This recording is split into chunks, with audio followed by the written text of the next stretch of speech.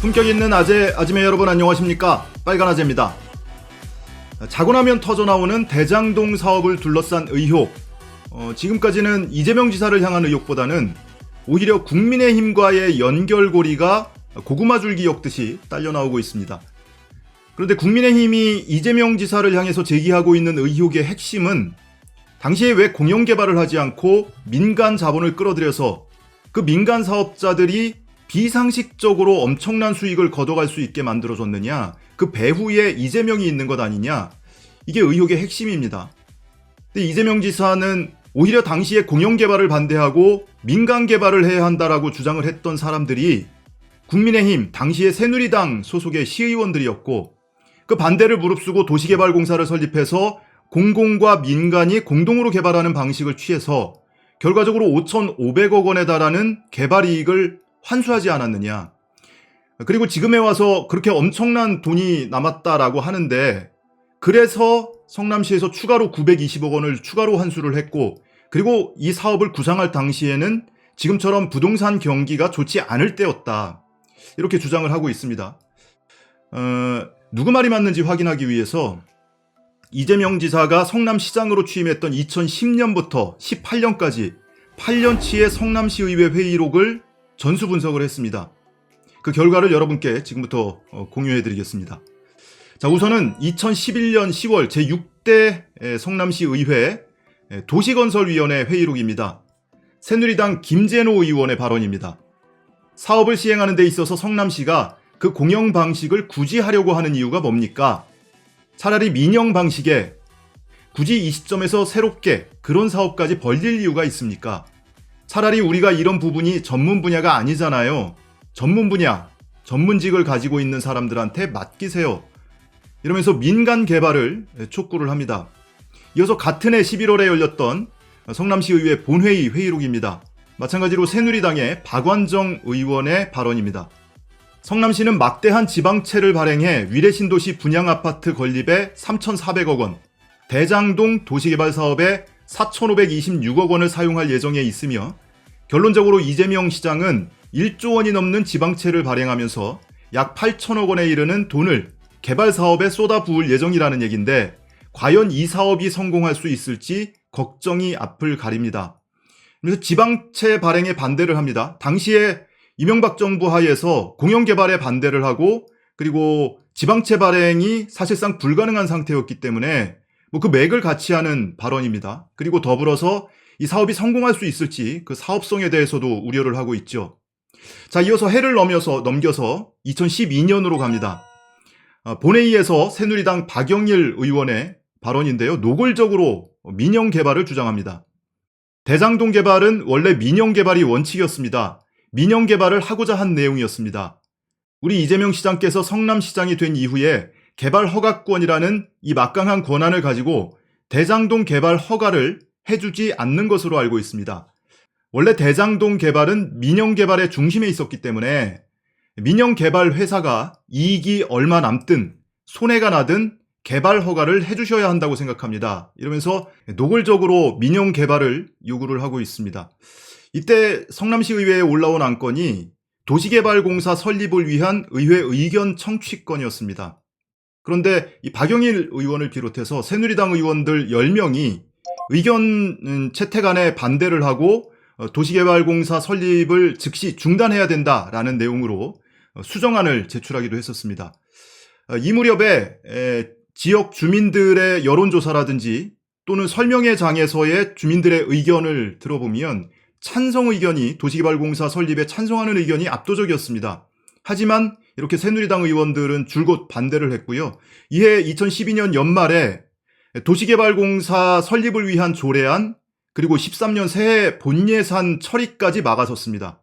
그래서 결과적으로 성남시가 처음으로 준예산 체제, 새해 본예산이 임기 내 회기 중에 처리가 안 돼서 이듬해까지 처리되지 않은 채로, 예산안이 통과되지 않은 채로 그냥 넘어갔던 거예요.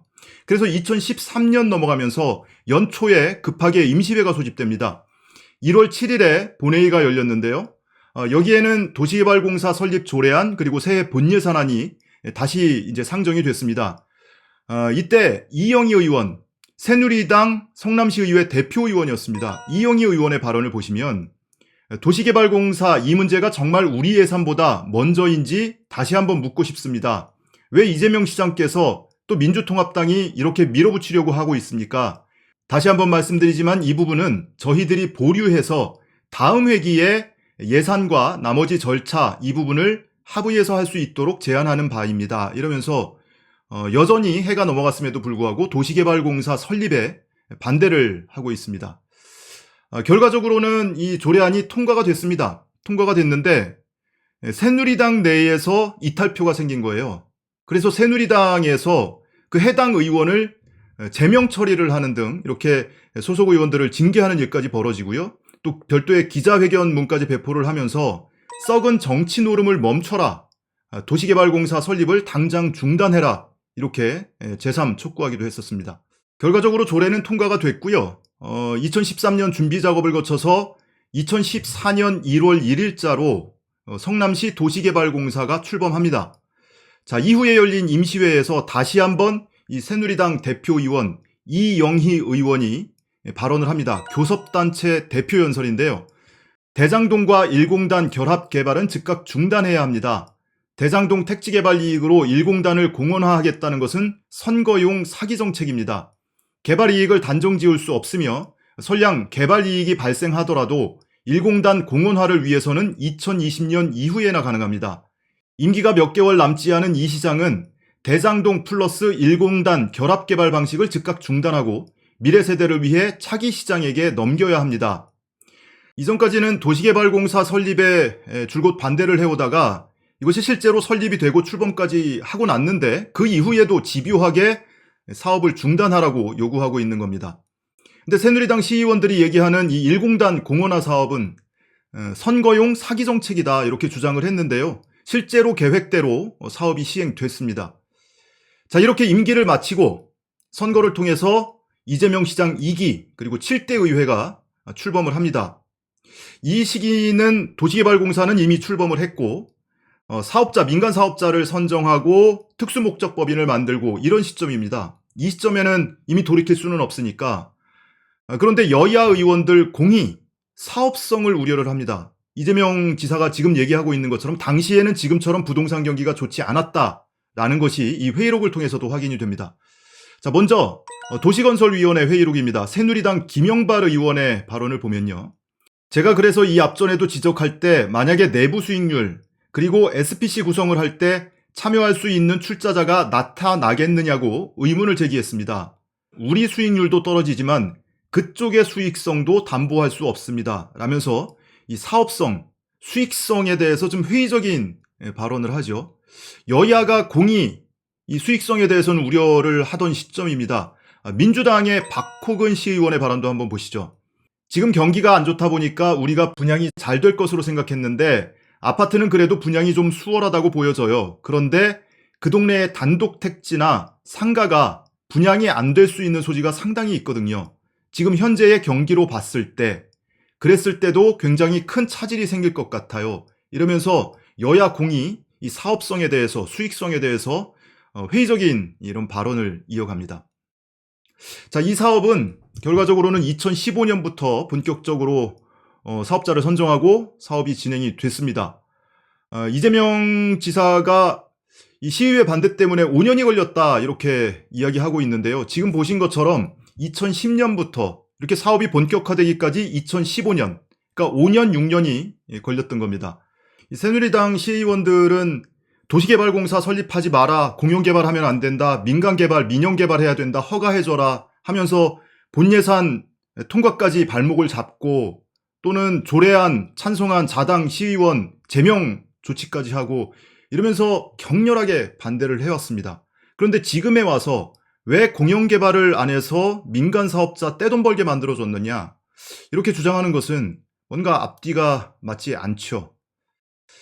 자, 오늘 아침에 터져나온 의혹을 보면 곽상도 의원 아들이 뭐 퇴직금 받았다고 했다가 또는 성과급 받았다고 했다가 뭐 산재 위로금 받았다고 했다가 뭐 이렇게 계속 말이 바뀌고 있는데 산재 위로금이라고 했는데 조기 축구 활동을 굉장히 활발하게 했다고 합니다. 공격을 이끌고 경기에 히어로라고 평가를 받을 정도였다고 하지요.